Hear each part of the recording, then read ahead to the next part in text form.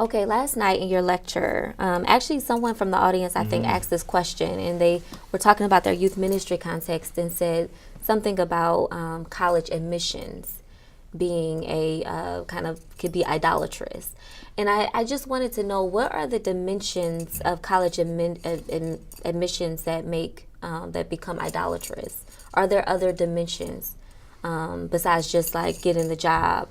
What other dimensions are related to that? I wonder if it's a good example of, it's almost like a case study for Augustine's analysis. Because on the one hand, obviously, getting into college is a good thing for those for whom it's possible. And, it's not the only way to achieve a good life, but it's a channel for some. And I think part of the challenge here is, what do you want it for, right? Like, what's the end here? What's the what story are you participating in such that you are chasing this college admission in this way, right? And sadly, I think what happens is, in many instances, it's not even about the education.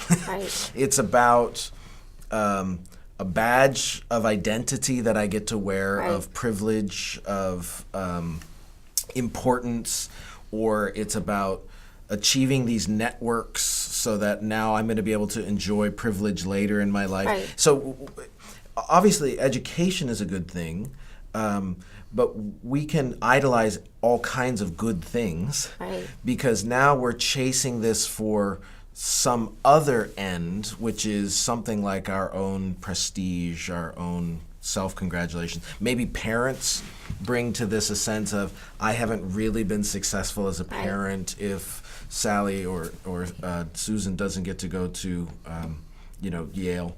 There's what I think we need to ask ourselves is, what story am I rehearsing when I'm chasing this college admission for this reason?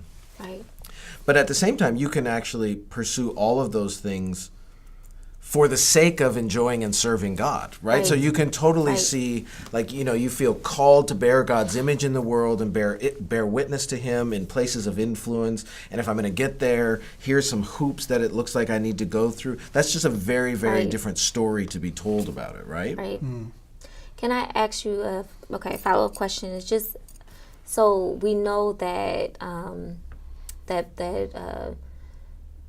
I know last night you said it does not work. Like at the end, at the end of the day, it does not work. It's a disappointment. It cannot fulfill. Idolatry. Idolatry. So the desire to get a good job for the wrong reason does not satisfy. But the promises of God, or the promise of God, and the promise of rest, and the promise of being one with the Creator, that's speculative for many young people. Whereas these kind of other goods, a good job, a good college education, they're proximate goods, and they're concrete. They have a concrete payout really soon. So how do we get young people, because we say we can't think our way out of it, how do we get young people to practice their way out of it? Or maybe in this case it's not just, it's hard to ask a 20-year-old to practice their way out of that, because this is where, it's interesting. The tradition has always said you sort of learn your habits of love in two ways. One is through practices. The other is through imitating exemplars, models. And I wonder if on this front, actually what would be maybe more influential and formative is for young people to hear from people 30 years after college who say, I chased all these things. I even got all of those things. And here's the way that it didn't work because I expected too much. I expected ultimacy from these things that are penultimate. Because, it is true. Look, when I say idolatry doesn't work, it can work for quite a while. You can sort of, you can fool yourself into thinking, or there is sort of a season of payoff where it's like, oh man, I'm living the dream. It's hearing from people who've actually achieved it all, but precisely because they were expecting something ultimate from these things, that then they testify and say, you know what, doesn't work. Yeah. And again, I'm not sure how much 20-year-olds are ready to hear that story, but Right. I think it creates some caution about that. It's a little bit like I've been reading a fantastic book by Leslie Jameson called The Recovering, on addiction and recovery movements.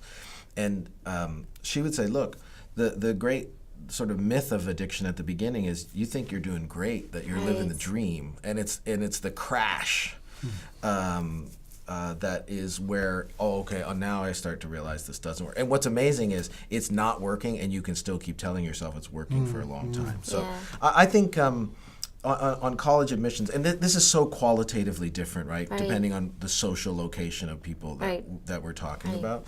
And I think for those who have the luxury and privilege to pursue a college admission as a badge of identity are probably the ones who are also most prone to be disappointed by what they think that will ultimately get them. Right.